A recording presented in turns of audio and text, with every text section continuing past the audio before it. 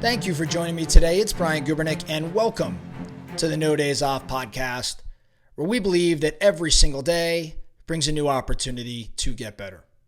Let's get into it. Today, I want to talk about survivorship bias. And I want to leverage this survivorship bias concept to make us better decision makers, better thinkers, individuals that can process information a bit differently, and as a result, chart different courses of action that are superior to maybe what we would have done previously. Now, I think quite a bit around mental models. I'll tell you right now, it's top of mind for me because my Poor Charlie's Almanac book, the Charlie Munger book that was recently released, finally arrived. It was on back order for a while. And why does that matter? Well, Charlie Munger, if you know anything about him, I mean, we've talked about him a ton here at No Days Off. I'm sure the No Days Off Nation is fully aware of our buddy Charlie, who unfortunately passed away not too long ago. Charlie is the king of mental models. He's the king of leveraging different tools to make better decisions, especially around investment. And so that's very much top of mind as I've been reading his book. And I came across this survivorship bias and have been studying it a bit and using it when analyzing success and failure, particularly in the real estate industry, the real estate business game. Now, what is this survivorship bias? Survivorship bias is a cognitive bias that occurs when we focus on the individuals or the things that have survived a process while overlooking those that did not because they're not as visible or they're not included in the data. This sort of bias can lead to rather inaccurate conclusions, and it can make us more optimistic or give us an optimistic perception of success, an overly optimistic perception of success. This term is used in a number of different fields, especially in business and finance and historical analysis. And it really is meant to caution us against drawing conclusions based only on the things that we can observe, the observable successes, rather than considering all things, the full data set, including, of course, failures. Let me give you a better example. Let's say in finance, you look at, a hedge fund performance. So suppose an investment firm analyzes the returns of all of the existing hedge funds to determine what makes for a successful fund. If this investment if this firm is only considering active funds and ignores all those funds that have either closed or just underperformed, maybe due to bankruptcy or poor management or whatever it may be, then they may actually draw inaccurate conclusions about the factors contributing to success.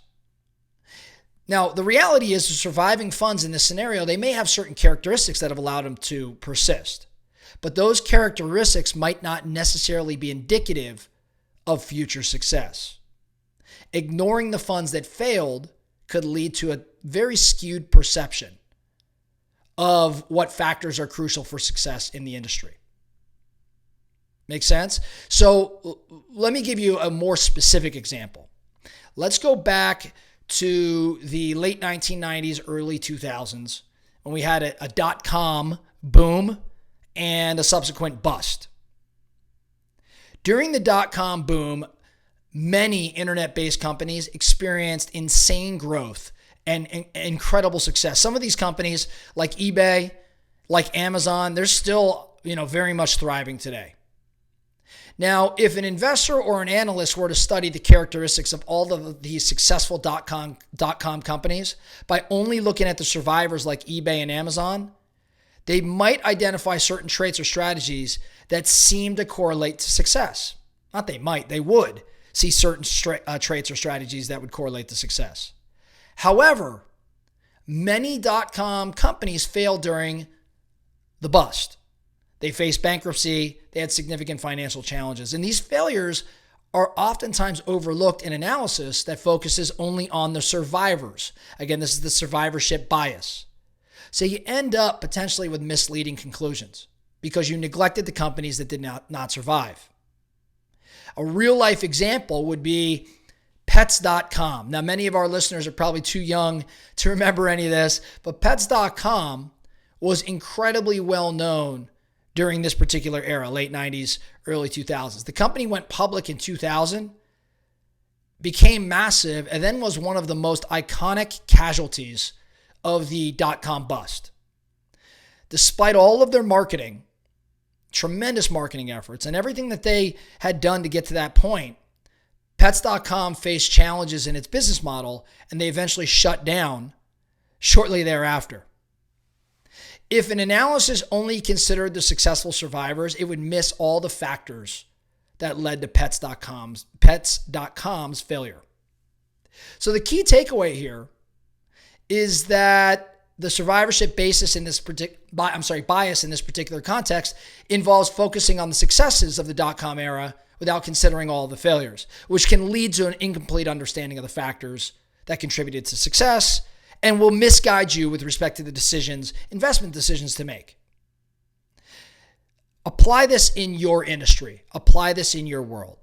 I spend a tremendous amount of time in the real estate industry. I analyze real estate performance, specifically within big real estate teams. I even recently about a year ago, did my own study where I called 29 of the highest performing teams around the nation. I have no idea why it was 29. I just decided to stop at 29. I actually interviewed 29 of the highest performing teams around the nation. And I had a definition for high performance. It had to do with profitability. It had to do with reputation. It had to do with length of time in the business and growth. And I had a number of different factors I was considering. And I interviewed these 29. And I came up with a report that I was able to share with my peers around, I think it was the 7 or 8, maybe it was 9 different things that all of these teams shared. Things like a specific approach to their daily routine, types of lead generation they were doing, ways they recruited talent, how they managed their reputation. Like, I saw a lot of consistencies amongst these 29 top teams. Now, if I'm being honest with myself and looking at that analysis that I did, while I found that to be really good information, and those I've shared it with have found it to be really good information, what it didn't actually include, and if I go back in time, I would revise it or revise my approach.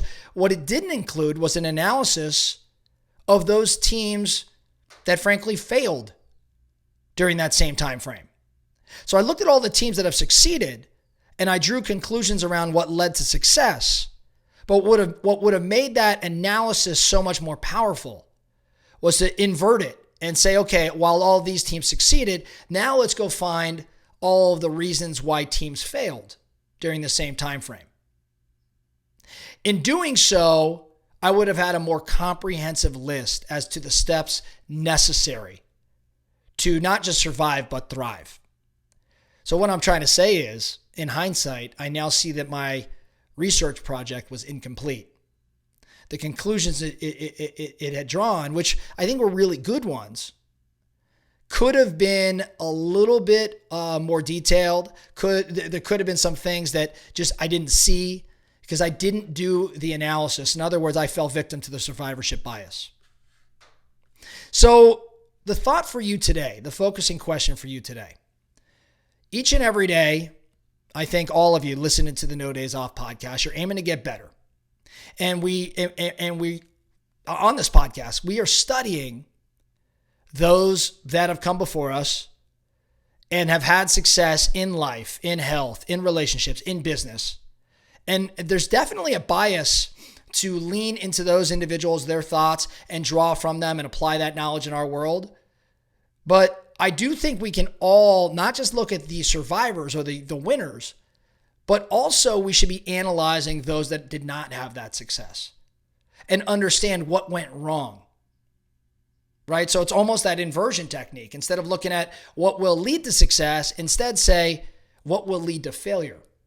And then obviously chart a different course that is different than those that led to failure.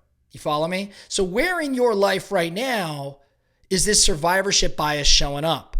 Where are you studying success, or who are you aiming to be like or model that's winning, but does not take into consideration those that are now, off the map because they didn't succeed, right? Just a really good thing to think around. Of course, this requires you to pause, reflect, have some thinking time, which is kind of a core concept to all we do here at No Days Off. That's all I have for you today. No Days Off podcast. Thank you so much for listening. And before I give you my tagline, I want to encourage all of you that if you like what we're talking about here, I would really, really, really appreciate if you'd share the podcast, share a favorite episode, and just help spread the word, because every single day brings a new opportunity for each of us to get better. So let's get after it.